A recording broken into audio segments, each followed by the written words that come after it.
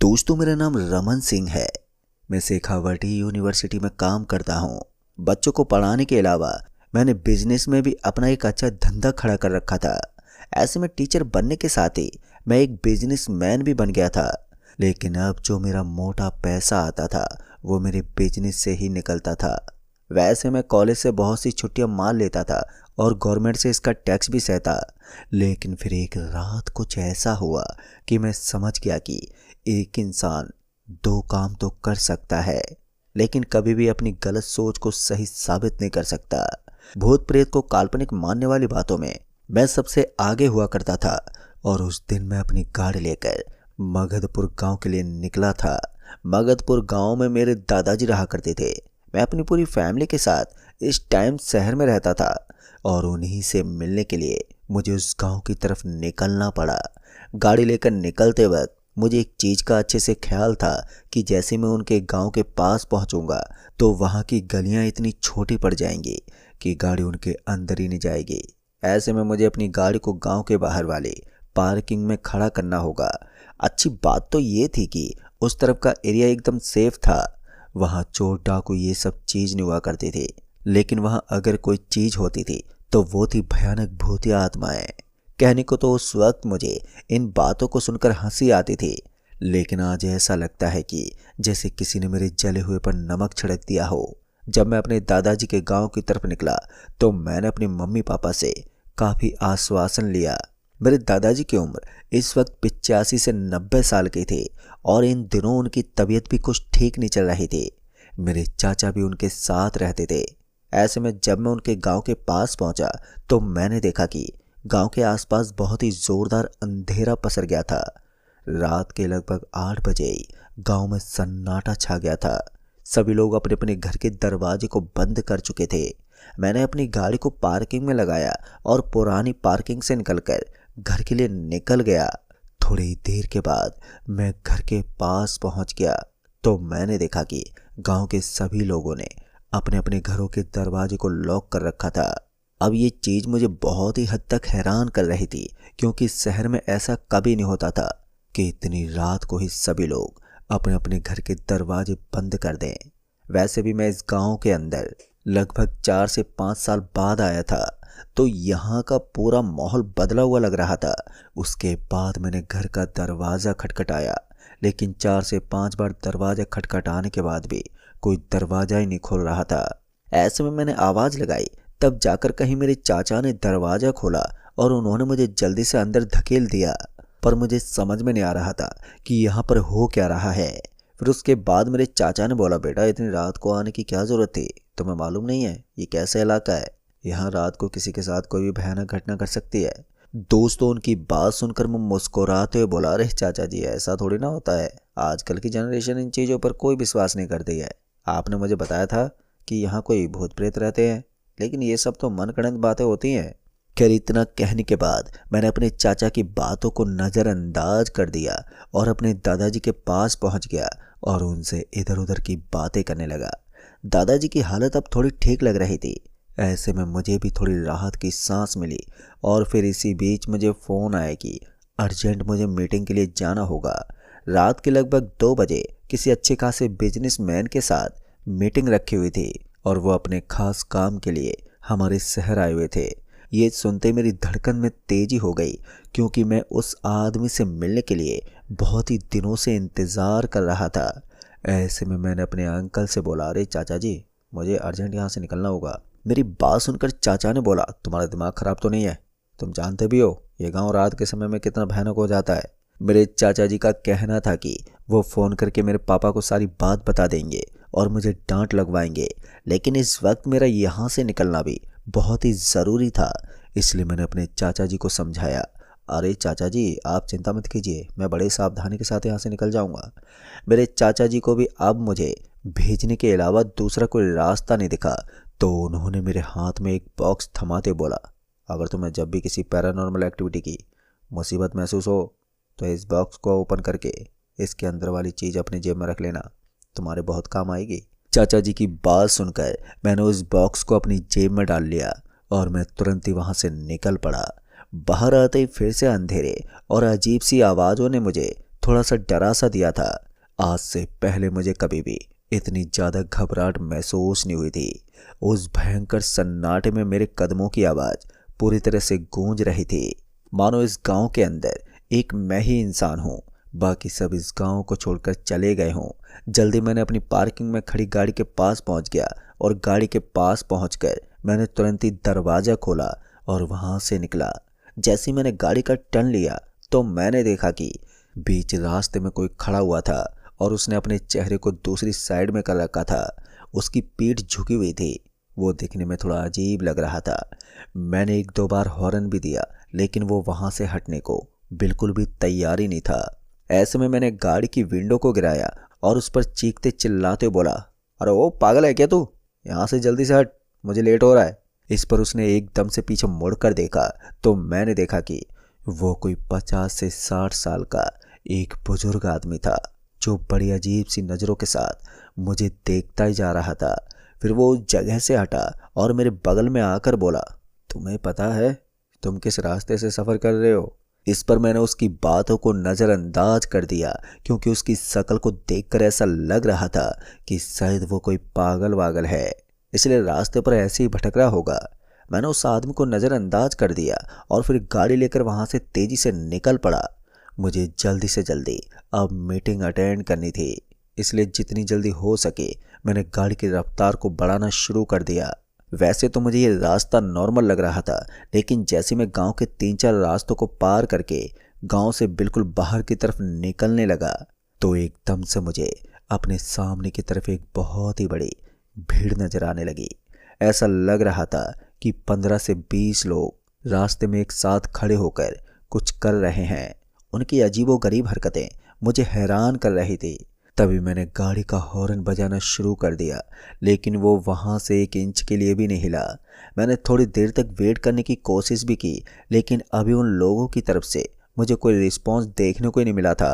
ऐसे में मुझे गुस्सा आ गया और मैंने अपनी गाड़ी का एक्सीलेटर ज़ोर से दबा दिया, मगर फिर भी उनके ऊपर इस चीज़ का कोई असर ही नहीं था। मेरा दिमाग गुस्से से भर गया था।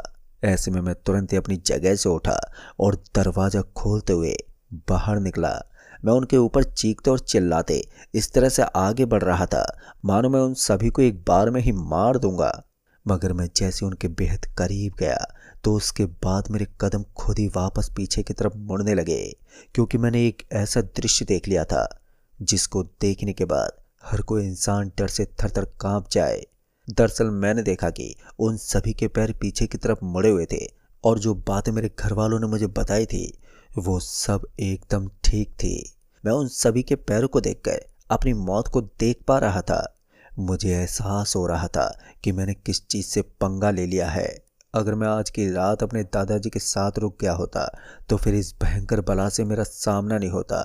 मैं तुरंत ही भागता हुआ वापस से गाड़ी के अंदर पहुंच गया और गाड़ी को चारों तरफ से बंद कर लिया। अब मुझे कभी भी इनसे सामना करना पड़ सकता था, पर अभी तक तो अच्छी बात ये थी कि वो मेरी तरफ नहीं बढ़े थे। ऐसे में मैंने गाड़ी को पीछे की तरफ लेने की कोशिश की, लेकिन पीछे की तरफ भी मुझे ऐसा ही दृश्य दिखा। पीछे भी मुझे कुछ ऐसे लोग खड़े हुए नजर आ रहे थे जिन्होंने अपने चेहरे को दूसरी साइड में कर रखा था। वो सभी मुझे डरा डरा कर मारना चाहते थे। मुझे समझ में नहीं आ रहा था कि मुझे क्या करना चाहिए।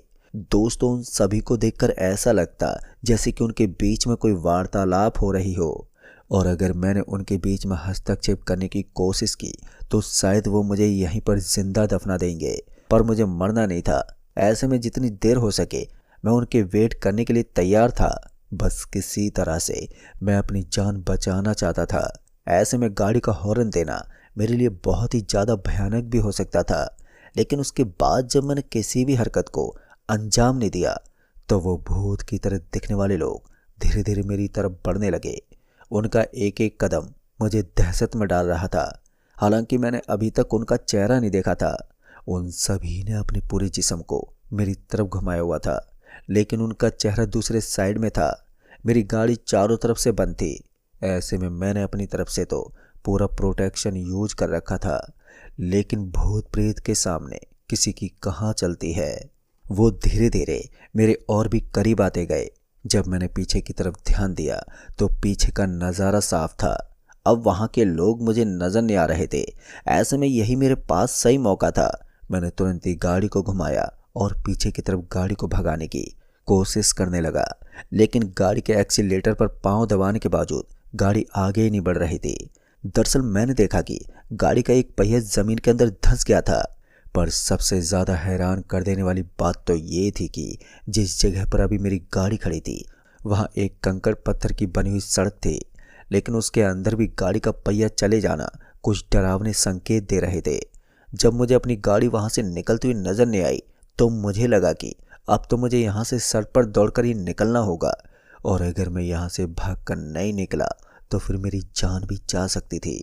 मुश्किल से ही सही, लेकिन मुझे किसी भी कीमत पर यहाँ से भागकर तो निकलना ही पड़ता। अगर मैं ऐसा नहीं करता तो शायद मैं अपनी जान भी गंवा सकता हूँ। पहले तो मैं इसी चीज का इंतजार कर रहा था कि शायद मेरी गाड़ी इस गहरे गड्ढे से बाहर निकल जाए और फिर मैं किसी तरह से अपने आप को सुरक्षित महसूस कर सकूं।